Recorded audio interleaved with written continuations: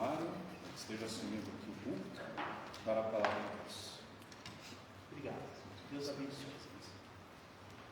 Boa noite. Sejam todos muito bem-vindos. Eu quero começar o estudo de hoje sobre o Apocalipse lendo Mateus. Abra lá. Evangelho de Mateus, capítulo 5, versículo número 6. Eu quero começar o estudo do livro do Apocalipse. Imagina só, lendo o Evangelho de Mateus, capítulo 5, e o versículo é o 6. Também quero bem-vindar os irmãos e irmãs que vão acompanhar a aula de hoje, da sua casa, por essa transmissão que está sendo feita a partir da nossa igreja aqui. Nós temos aqui um ensino de Jesus, uma bem-aventurança ensinada por Jesus no Sermão do Monte. Amém? Todos estamos lá? Ok? Mateus 5,6. Bem-aventurados os que têm o quê? Fome e sede pelo quê? Justiça. Você tem fome e sede por justiça? Eu tenho aprendido a ter. Bem-aventurados os que têm fome e sede de justiça, porque serão o quê? Serão fartos. Me parece que ainda não. Serão fartos. Irmãos, eu tenho compreendido, na medida em que avanço na minha leitura do livro do Apocalipse, na medida em que estudo e tenho feito aqui as elaborações dessas aulas, e cada vez mais estou convencido de que o livro do Apocalipse é um livro de justiça.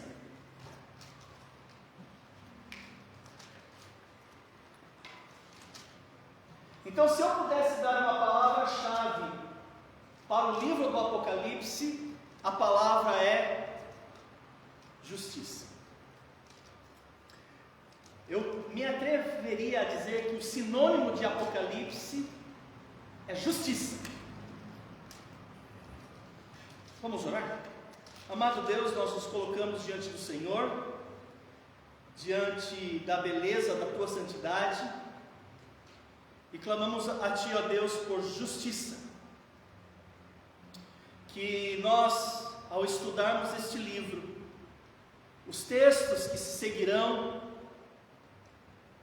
os capítulos pelos quais vamos nos debruçar, vamos pensar neles, vamos refletir em cima deles, que o nosso senso de justiça seja alinhado com o Teu, e que o Senhor nos coloque diante de uma revelação tão maravilhosa a respeito do futuro.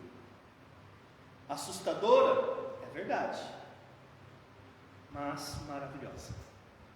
Abençoa, Deus, o transcorrer da aula de hoje, e lhe rogamos no amor do Seu Filho Jesus.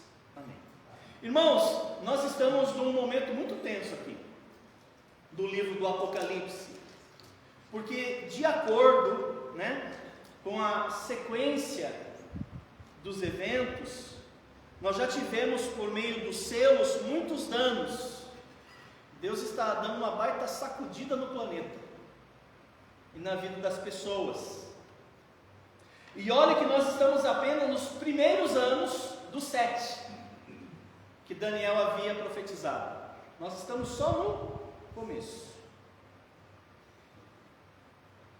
E isso está absolutamente coerente com a estrutura do livro, porque se você lembrar, Apocalipse 6, com a abertura dos selos, nós temos um colapso social, não total, tá? Ainda não. Mas nós tivemos um colapso social, político, econômico e também emocional, já na abertura dos selos, Quando você vai para o capítulo 7 de Apocalipse, você vê ali, nós tivemos uma pausa graciosa, porque foi ali a proteção dos selados. Vocês se lembram dessa aula? Foi a proteção dos selados, né? E nós estudamos na aula passada. Apocalipse 8, que é a aula que nós vamos entrar agora, você vai perceber a retomada do juízo. E você percebe agora numa escala crescente, né? Se você vem lendo Apocalipse 6 e 7, quando você chega no final do versículo 7, você já está esgotado emocionalmente. Porque você sabe que não para por aqui, mas você já está esgotado. E pelo contrário, você vai perceber que o juízo se intensifica, porque até ao momento, de fato, os danos que aconteceram por meio dos selos, os danos eles foram reais, e você percebe já um aumento coletivo. E você já percebe uma desorganização no mundo como nós conhecemos. Inclusive, as pessoas estão fugindo da área urbana e elas estão fugindo para dentro das florestas. Elas estão se abrigando nas cavernas. Você consegue imaginar esse cenário? Se não, volta comigo e leia Apocalipse 6, versículo 15.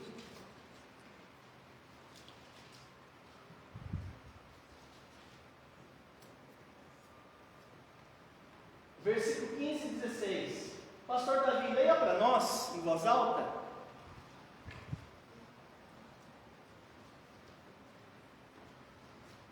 Os reis da terra, os grandes, os comandantes, os ricos, os poderosos, e todo escravo e todo livre se esconderam nas cavernas e nos penhascos dos montes.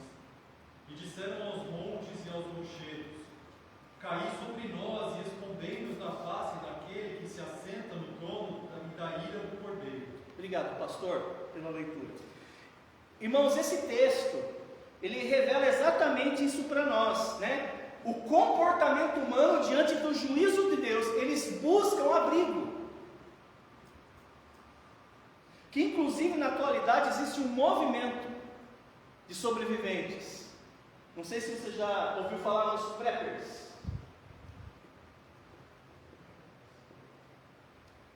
Os preppers. Alguém já ouviu falar dos preppers? Então, eles são sobreviventes. Pessoas que se preparam por um possível colapso de escala global, né? E eles têm se precavido através de 7 áreas, né? Aí a ideia desse movimento não é o pânico, é resiliência. Se acontecer um colapso, eles estão preparados, porque eles têm resiliência, ou seja, conseguir sobreviver e se adaptar ao sistema que estão se falhando. E as 7 grandes áreas que os preppers eles se preparam, a primeira área tem a ver com água. A água, irmãos, é prioridade máxima, né? Porque ninguém sobrevive sem água, né? A segunda grande área dos preppers é a alimentação de longo prazo, né? Eles focam em alimentos duráveis, nutritivos e fáceis de se preparar. Terceira área, saúde e primeiros socorros. Eles dizem que em um possível colapso global, o sistema de saúde é um dos primeiros a falhar. Então você tem que ter uma noção aí de primeiros socorros. Quarta área, energia, comunicação e iluminação, né? Irmãos, a falta de energia elétrica é um cenário esperado. E a gente sabe, vivendo no Brasil, que nem precisa de um colapso global, né? Para faltar energia. Mas em um colapso global, pode ter certeza que a energia elétrica, seu WhatsApp já era, né?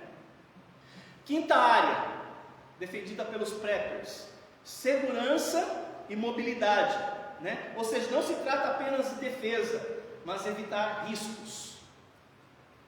Sexta área, abrigo e vestuário. Proteger-se do clima é essencial para sobreviver. Em sétimo lugar, conhecimento e habilidades. É o mais importante. Muitos preppers dizem: estoque acaba, conhecimento não. E eu vou descrever algumas habilidades valorizadas pelos preppers. Veja se vocês se encaixam aqui, tá bom? Algumas habilidades valorizadas pelos preppers. Agricultura básica. Alguém se habilita aqui? Ok, amém. Se nós estivermos com o pastor Jonas e o pastor Davi, há chances da gente conseguir sobreviver. Caça, pesca e coleta. Ok? Conhecimento em preservação de alimentos. Ok, tá bom. Medicina simples. Mecânica simples. Ok, ótimo. Costura e reparos. Muito bom. A nossa igreja está habilitada, Somos preppers agora, Liderança e trabalho em equipe. Ok, Irmãos, curiosamente, e de acordo com o texto do Apocalipse, essas técnicas de sobrevivência vão atender certa proteção até determinado ponto. Sabe por quê? O maior terror das pessoas naqueles dias, o pastor Davi leu, está no texto. A maior dificuldade e o maior terror das pessoas daqueles dias não tem relação com o colapso que o planeta vai passar. Sabe qual vai ser a maior dificuldade e o maior terror das pessoas? O medo da ira do Cordeiro. Ou seja, eles saberão disso, irmãos. Inclusive, tem um texto lá no livro de Hebreus que já apontava para isso, Hebreus 10:30. Vamos ler o texto? Pastor, os desbravadores dos adventistas, preparem. Hebreus 10:30. Ora, nós conhecemos aquele que disse: a mim pertence o quê? A vingança. Eu retribuirei, e outra vez o Senhor julgará o seu povo.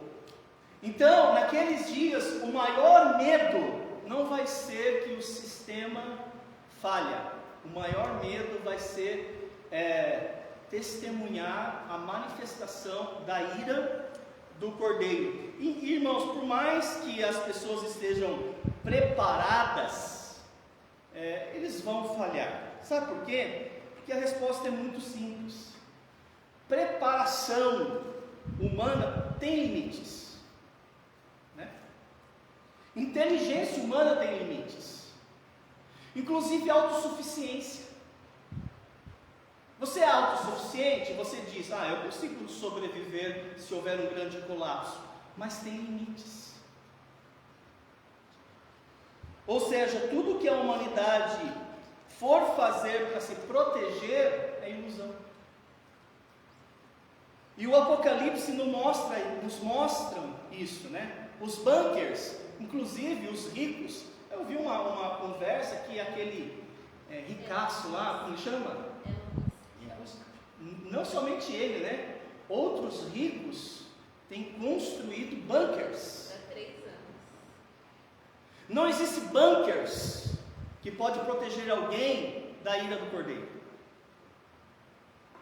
Não existe florestas e cavernas que possam esconder pessoas da ira do Cordeiro. Irmãos, e o texto do Apocalipse 6, 15 a 16 nos prova isto, As pessoas aqui, elas estão com mais medo de Deus do que os colapsos E a gente já viu alguns, e vamos ver outros hoje.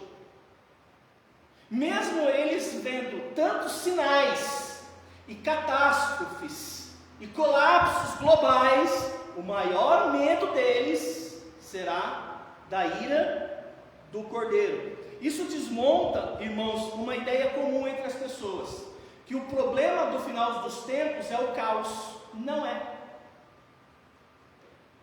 Que o grande problema do final dos tempos é o anticristo. Não é.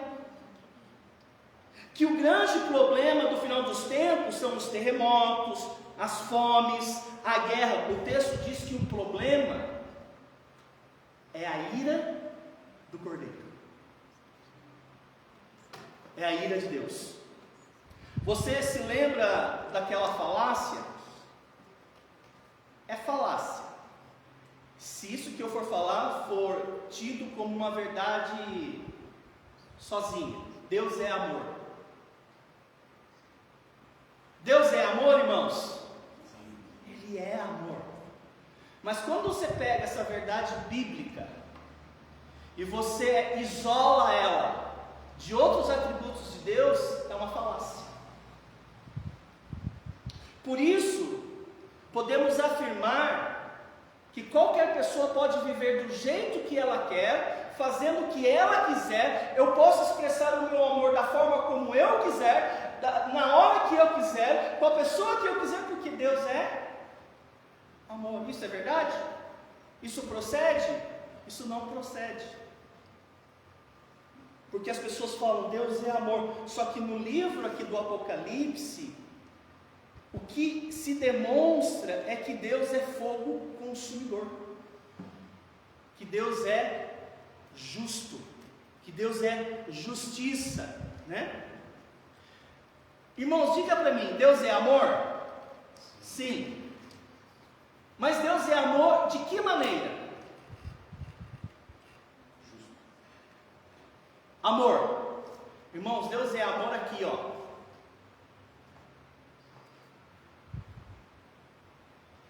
O amor de Deus não é você viver da forma com quem você quer, da forma como você quer. Deus é amor aqui, ó, na cruz. Mas as pessoas rejeitaram o amor. Rejeitaram a cruz. E rejeitar a cruz deixa qualquer pessoa passiva à ira do Cordeiro. Eu acho isso muito interessante quando você lê o livro do Apocalipse. E curiosamente, o comportamento humano diante do juízo, porque eles vão ver a manifestação da ira do Cordeiro, você percebe que o comportamento, a resposta dessas pessoas não será espiritual, não será reconciliadora. Irmãos, quando acontece, pelo menos comigo, alguma situação muito grave na minha família, ou na minha própria vida, ou na vida da minha esposa, ou na vida de algum parente próximo meu, ou alguém aqui da igreja, a primeira coisa que eu avalio é como está a minha relação com Deus. Eu quero ter plena certeza de que não há nada, nenhum embaraço na minha relação com Deus. Então a primeira coisa que eu faço, isso meio que automático, ó Senhor, se eu estou pecando contra o Senhor, se isso que está acontecendo por alguma razão tem a ver com o meu pecado, ó Deus, me perdoe, me ajude a entender onde é que eu tenho falhado, eu vou corrigir Deus. E você percebe Deus manifestando justiça, e a resposta não vai ser espiritual, não vai ser reconciliadora, não vai desenvolver um coração contrito, abatido, que é o esperado. Sabe qual vai ser a reação e o comportamento, a resposta das pessoas naqueles dias? O pastor Gabriel será instintivo e animal. Irmão, se acontecesse uma catástrofe, como aconteceu na época da pandemia, eu acho que a pandemia me jogou para mais perto de Deus. Porque isso demonstra como eu preciso dele. E o que as pessoas vão fazer naqueles dias? Diga para mim. Elas vão buscar o quê? Deus? Não, as cavernas, as rochas, a floresta. Elas não vão buscar a Deus, né? E talvez você pense, mas bem que Deus poderia avisar eles, né? Desse juízo que vai acontecer. para que as pessoas pelo menos tivessem alguma chance de sobrevivência.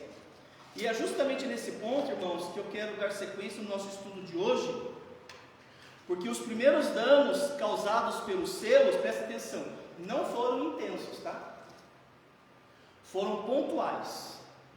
É verdade, foram danos graves, mas foram pontuais. Só que agora o cenário muda um pouco. Sabe por quê? Porque Deus aumenta a tensão.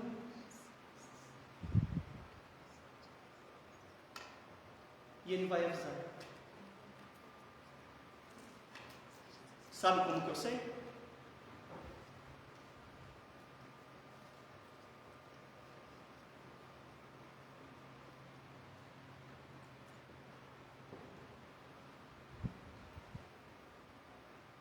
Ele vai avisar. Por causa das trombetas.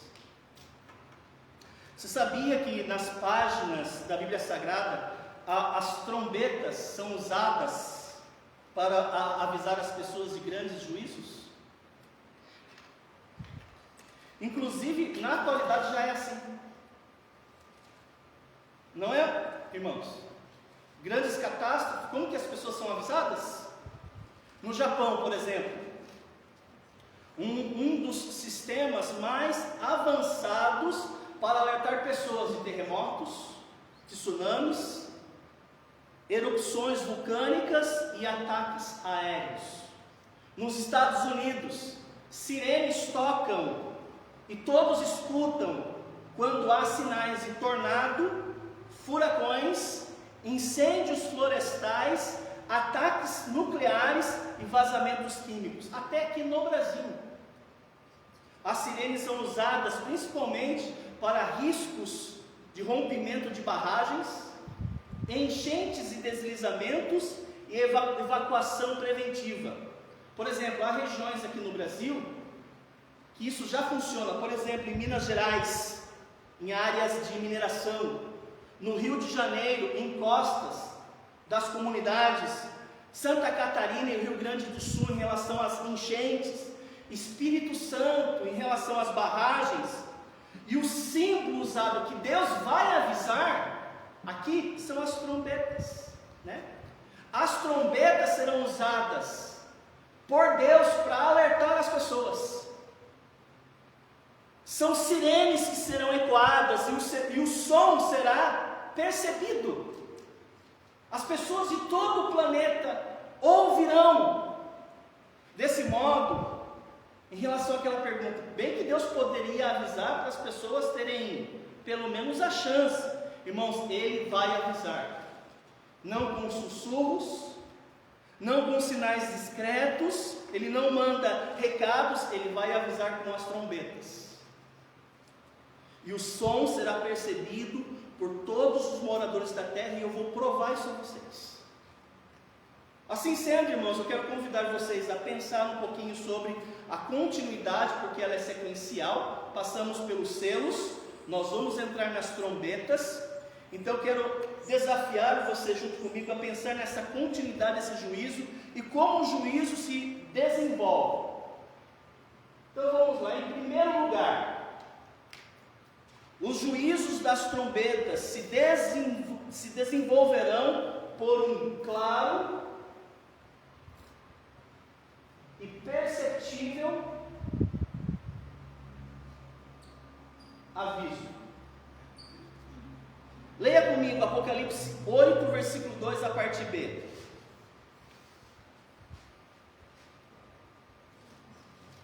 E lhes foram dados o quê? Agora, versículo 6. Então, os 7 anjos que tinham as 7 trombetas preparam-se para tocar. Sabe qual é a imagem que eu vejo aqui? A defesa civil. Eles recebem os dados, vai acontecer uma enchente. Pode acionar a sirene. E a defesa civil vai e aciona a sirene. É como Deus chamasse os anjos e fala: pode avisar que vai vir a enchente. Pode avisar que vai vir o terremoto. Apocalipse 8,13. Apocalipse 8,13. Então vi e ouvi uma águia que voando pelo meio do céu dizia em grande voz, veja se isso não são avisos: ai, ai, ai dos que moram na terra, por causa das restantes vozes da trombeta dos 3 anjos que ainda têm de tocar. Irmãos, todas essas referências que falam sobre as trombetas, é uma referência aqui, ó, Deus dando uma clara e perceptível comunicado desse juízo. O que eu quero que você entenda no desenvolver aqui desse juízo, que as trombetas serão tocadas como sinal de alerta. Deus está mandando os anjos avisarem, assim como a defesa civil em determinadas regiões avisam por meio das sirenes, e Deus está fazendo aqui a mesma coisa. Só que isso não é novidade. Sabe por quê? Porque no Antigo Testamento já funcionava assim. O pastor está ministrando um livro aqui na igreja, não está? Qual é o livro que o pastor está ministrando aos domingos? Números. Logo, logo ele vai chegar no capítulo 10 do livro de Números. Ele vai desenvolver muito mais do que eu, porque eu só vou passar por cima. Veja o que está escrito no livro de Números, capítulo 10. Números, capítulo 10. Analisa comigo essa referência. A semelhança do Antigo Testamento como alertas solenes. Números 10, de 1 a 10. Eu vou ler de forma bem dinâmica. Acompanha comigo. Disse mais o Senhor a Moisés: faze 2 trombetas de prata, de obra batida as farás, servir-te-ão para convocares a congregação e para a partida dos arraiais. Quando tocarem, presta atenção, toda a congregação se ajuntará a ti à porta da tenda da congregação. Mas quando tocar uma só, a ti se ajuntarão os príncipes, os cabeças dos milhares de Israel. Quando as tocardes a rebate, partirão os arraiais que se acham acampados do lado oriental. Mas quando a segunda vez as tocardes a rebate, então partirão os arraiais que se acham acampados do lado do sul. A rebate as tocarão para suas partidas. Mas se houver de ajuntar a congregação, tocá-la-eis, porém não a rebate. Os filhos de Arão, sacerdotes, tocarão as trombetas. E a vós outros será isto por estatuto perpétuo nas vossas gerações. Quando na vossa terra sairdes a pelejar contra os opressores que vos apertam, também a tocareis as trombetas a rebate. E perante o Senhor vosso Deus haverá lembrança de vós, e sereis salvos de vossos inimigos. Da mesma sorte, no dia da vossa alegria, e nas vossas solenidades, e nos princípios dos vossos meses, também tocareis as vossas trombetas, sobre os vossos holocaustos, e sobre os vossos sacrifícios pacíficos, e vos serão por lembrança perante vosso Deus. Eu sou o Senhor vosso Deus. O pastor Jonas vai desenvolver melhor isso daqui na pregação aos domingos. Eu tenho aqui as trombetas sendo usadas como sinal de alerta, em convocação às tribos de Israel. Eles sabiam o que eles deveriam fazer e aquilo que iria acontecer pelo som, era um aviso. O profeta Joel falou sobre um aviso que seria dado no dia do Senhor por meio de uma trombeta. Veja lá, Joel capítulo 2, versículo 1. Joel capítulo 2, versículo 1. Eu já vou ler isso, tá bom? Se você não achou, não tem importância. Diz assim: tocai a trombeta em Sião, e dai voz de rebate no meu santo monte.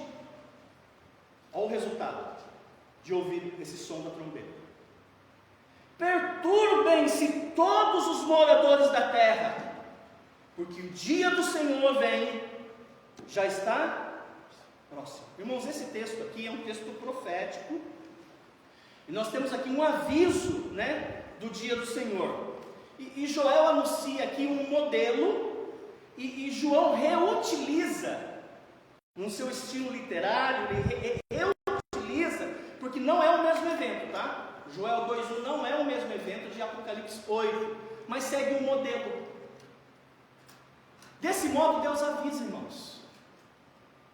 Você sabia que Deus ele pode sinalizar para a gente de outras maneiras, mas quando fala a respeito de um aviso solene, um aviso de alerta, ele usa-se trombetas. E eu acho que as trombetas, ela é pedagógica. Sabe por quê? Porque embora haja ali a iminência de um juízo, também é uma oportunidade de arrependimento. As trombetas são aquele último chamado antes do juízo. Porque nós temos que entender que nós estamos em pleno juízo, está se intensificando, e Deus está avisando.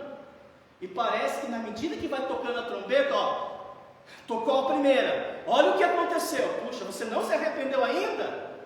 Ele vai tocar a segunda, e vai tocar a terceira. Em segundo lugar,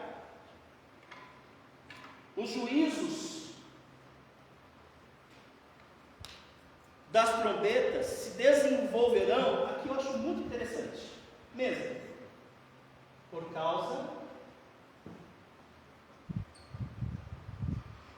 da oração dos santos. Sabe por que as trombetas serão tocadas e com isso vai desencadear juízo? Por causa das orações que foram feitas. Pastor Mário, vale a pena orar? Veja aqui. As trombetas é a prova de que Deus responde orações. Veja o texto.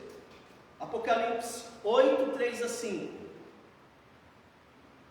Apocalipse 8, 3 a 5. Veio outro anjo e ficou de pé junto ao altar. Com um incensário de ouro lhe foi dado muito incenso para oferecê-lo com o quê? Com as orações de todos os santos sobre o altar de ouro que se acha diante do trono, e da mão do anjo subiu à presença de Deus a fumaça do incenso com o quê?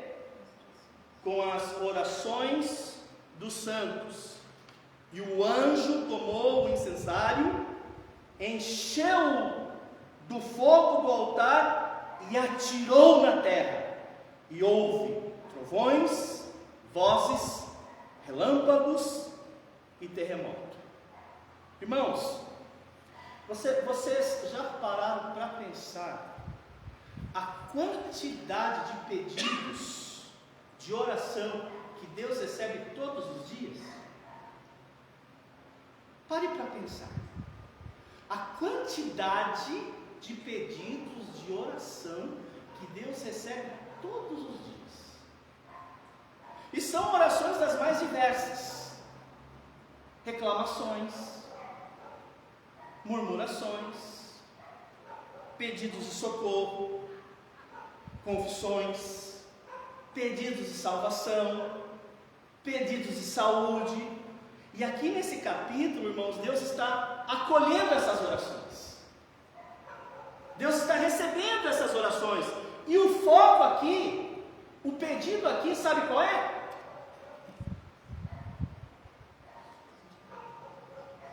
justiça. E essas orações foram acumulando. E Deus não vai desprezar. Ele não vai negligenciar sequer um pedido de oração. E digo mais, não somente as pessoas que estavam na terra clamando por justiça naqueles dias, preste atenção, mas as pessoas que já morreram estão diante de Deus orando. Não somente os vivos clamando por justiça, mas os mortos, as almas das pessoas que já estão na presença de Deus clamando por justiça. E Deus está recebendo esse clamor. Tanto é fato que no livro do Apocalipse, capítulo 6, versículo 9, nós temos isso. Revela essa realidade no futuro, no céu. Quer ver só? É uma revelação do futuro e no céu. Veja lá o texto. Apocalipse, capítulo 6, versículo 9 a 11. Apocalipse, pode pedir ao pastor Jonas que leia para nós. Apocalipse, capítulo 6, 9 a 11. E havendo aberto o quinto selo, vi debaixo do altar as almas dos que foram mortos por amor à palavra de Deus e por amor do testemunho que deram. E clamavam com grande voz, dizendo: Até quando, ó verdadeiro e santo dominador, não julgas e vingas o nosso sangue dos que habitam sobre a terra? E foram dadas a cada um compridas vestes brancas, e foi-lhes dito que repousassem ainda por um pouco de tempo, até que também se completasse o número de seus conservos e seus irmãos que haviam de ser mortos, como eles foram. Obrigado, pastor. Essas pessoas estão onde? Elas estão vivas ou mortas? Estão mortas. Diante de Deus, orando, clamando por justiça. A semelhança daqueles que estavam vivos, orando, clamando por justiça. Irmãos, eu quero que você entenda. Eu quero que você entenda uma coisa, que o juízo de Deus não surge do nada. Esse juízo por meio das trombetas será a forma como Deus vai responder às orações. As orações dos santos. Então é importante que você entenda que o juízo de Deus é justo.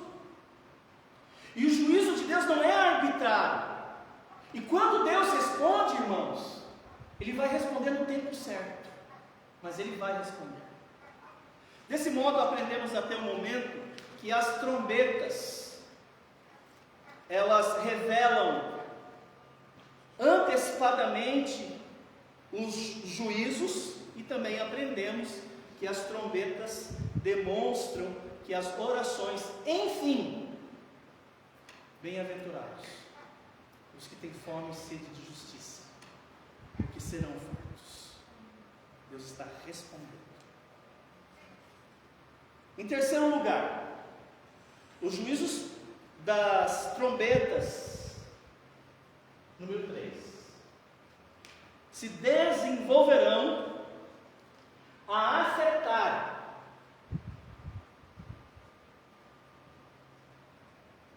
de modo substancial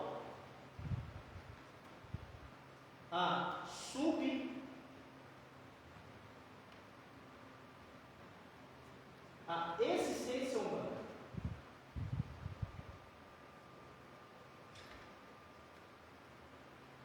A afetar de modo substancial a existência humana. Veja comigo Apocalipse 8, 7 a 12. Apocalipse 8, 7 a 12. Estou terminando, viu, gente? O primeiro anjo tocou a trombeta. Lembra que aqui é uma resposta de oração. E houve saraiva e fogo, de mistura com sangue, e foram atirados à terra. Foi então queimada a terça parte da terra e das árvores, e também toda a erva verde. E o segundo anjo tocou a trombeta, e uma como que grande montanha ardendo em chamas foi atirada ao mar, e cuja parte se tornou em sangue, e morreu a terça parte da criação que tinha vida existente no mar, e foi destruída a terça parte das embarcações. O terceiro anjo tocou a trombeta e caiu do céu sobre a terça parte dos rios e sobre as fontes das águas uma grande estrela, ardendo como tocha. O nome da estrela é Absinto. E a terça parte das águas se tornaram em absinto, e muitos dos homens, por causa dessas águas, porque se tornaram amargosas, o quarto anjo tocou a trombeta, e foi ferida a terça parte do sol, da lua e das estrelas, para que a terça parte deles escurecesse, e na terça parte não brilhasse, tanto o dia como também a noite.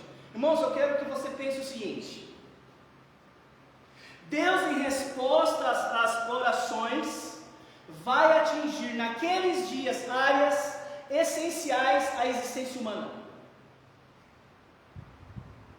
São 4 áreas que serão atingidas da subsistência humana. Vai afetar a terra. E qual é o resultado disso? Ora, vai afetar a produção de alimentos. Vai afetar o mar, e com isso vai afetar o comércio, e os transportes fluviais serão afetados. Em terceiro lugar, vai afetar as águas, e com isso a vida e a saúde serão afetadas. Vai afetar a luz, e se afetar a luz, vai afetar o tempo, a estabilidade e a orientação serão afetadas. Irmão, se você parar para pensar e analisar essas 4 primeiras trombetas, o juízo é semelhante ao juízo que também foi feito no livro do Êxodo, através das pragas. Lá no livro do Êxodo, por exemplo, capítulo 7, as pragas afetaram a sobrevivência e a existência dos egípcios. Só que aqui é numa escala global. As 10 pragas foi local, afetou o Egito. Aqui é numa escala global, vai afetar o planeta Terra. Então nós precisamos aprender uma lição, irmãos. E a lição que nós precisamos aprender é que Deus está desmontando toda a autossuficiência humana, toda a prepotência humana. E olha, irmãos, que eu nem cheguei ainda na tribulação, na grande tribulação. Eu estou no desenvolvimento, eu estou chegando aqui na metade dela, e tem muito chão ainda para correr. Então, olha que interessante, essa manifestação de Deus, por meio de afetar essa estabilidade da sobrevivência humana, vai colocar em xeque a capacidade do anticristo, porque ele vem com uma proposta de segurança e paz. E Deus vai demonstrar, a ira do Cordeiro vai demonstrar: sem mim não há segurança e paz. Mas o anticristo vem com essa proposta. E Jesus aqui desmonta essa tese. Ele desarticula essa proposta. Então, irmãos, nós temos que aprender que subsistência, sobrevivência, não depende das suas capacidades, depende de Deus.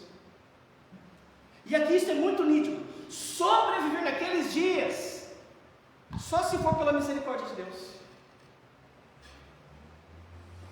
Só que infelizmente o homem, ele ignora isso.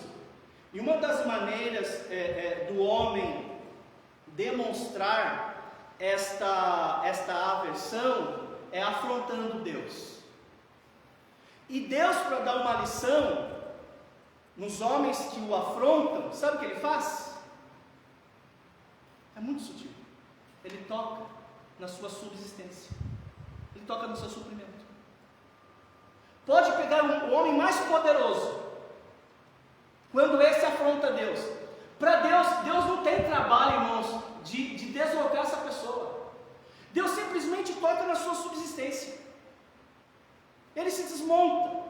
Irmãos, tem um texto que fala sobre isso, que merece uma atenção apropriada, e quem sabe no futuro eu quero pregar sobre esse texto, mas talvez seja um dos textos que eu mais aprecio, depois do Salmo 23, que é o Salmo 104. Até queria pedir a você que sublinhasse esse texto, se você tem uma caneta, porque demonstra como Deus toca na vida daqueles que afrontam Deus.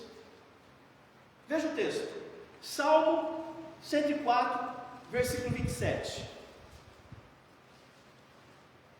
Salmo 104, versículo 27. 27 é o texto. Vocês estão comigo? Olha, eu pediria a você que sublinhe esses 3 versos aqui. Salmo 104, 27 a 29, eu vou ler. Olha o que diz a palavra de Deus. Todos esperam de ti. Quantas pessoas? Todos. Que lhes dê de comer a seu tempo. Se lhes dá, eles o recolhem. Se abre as mãos, eles se fartam de bens. Preste atenção. Se ocultas o rosto, eles se perturbam. Preste atenção. Se lhes corta a respiração, morrem e voltam ao seu corpo. Irmãos, eu acho esse texto aqui fantástico. Se não for um dos textos mais brilhantes do Antigo Testamento. E aqui demonstra, irmãos, que a nossa existência, a nossa sobrevivência, a nossa subsistência depende exclusivamente de Deus. Você sabia que a vida vegetal não poderia ser mantida se Deus não a mantivesse?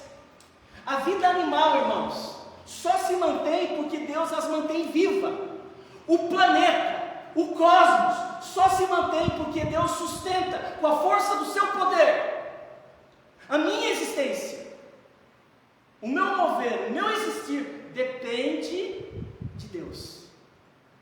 Se Deus por um instante corta,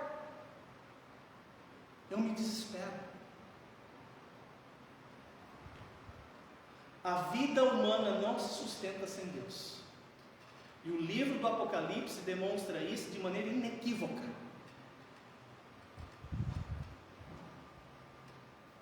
O livro do Apocalipse demonstra que se Deus tirar a mão, os poderosos caem.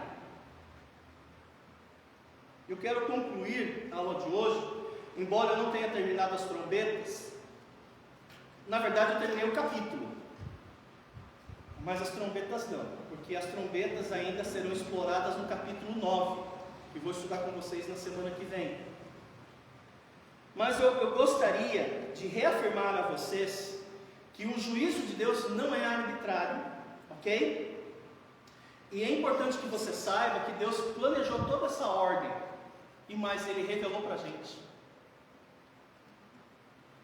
Deus planejou o juízo e Ele revelou para nós.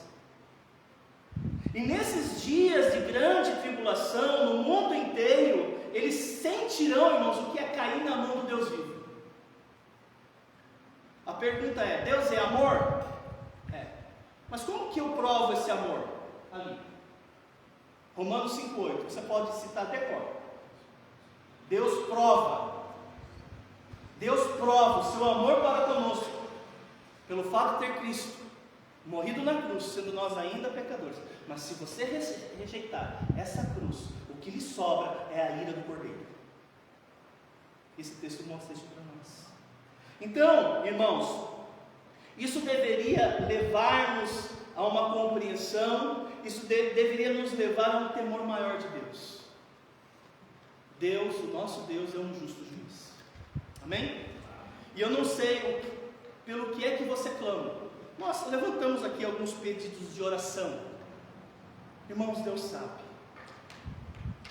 E Deus vai agir no tempo certo.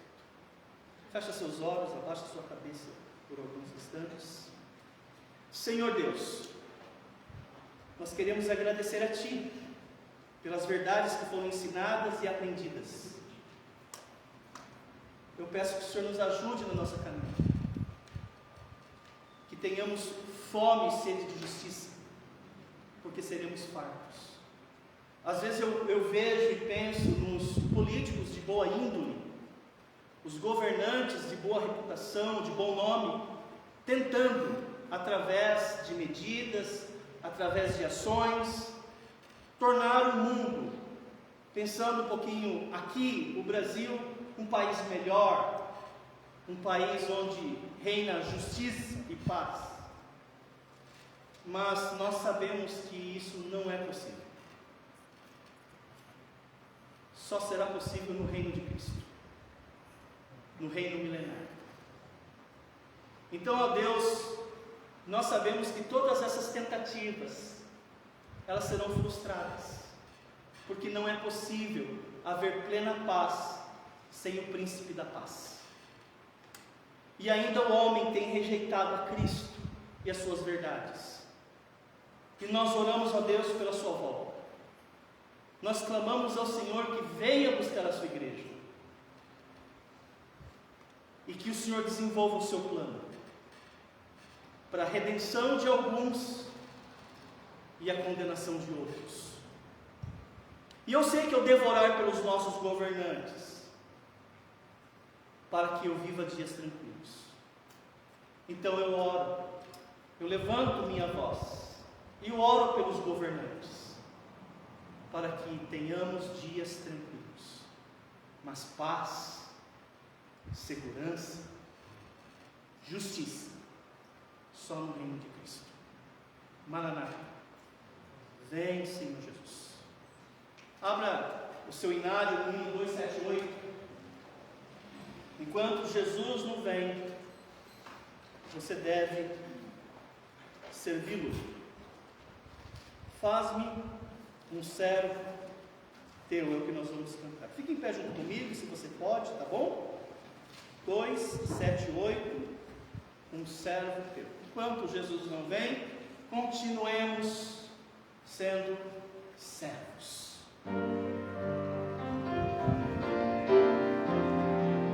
Cantemos. Faz-me um servo igual a ti, manso e humilde, Senhor, sempre ajudar quem precisar, em tudo mostrar amor. Faz-me ser um servo teu, toma-me, não sou mais meu. Faz-me ser um servo teu. Quero juntos para o teu amor jorrar. Faz-me ser um servo teu. Faz-me ser um servo teu. Segundo servo teu. Podem se sentar. Agora são 20 horas e 30 minutos. Estamos chegando aí ao final do nosso culto de oração e estudos bíblicos. Que Deus possa abençoá-los, que Deus possa levá-los todos em segurança a seus lares. Domingo, às 18 horas, né? A igreja tem escola bíblica dominical. É o lugar que todos vocês deverão estar, caso seja possível. Tá bom? Deus possa cuidar de cada um de vocês. Uma oração silenciosa, todos estão dispensados. Boa noite.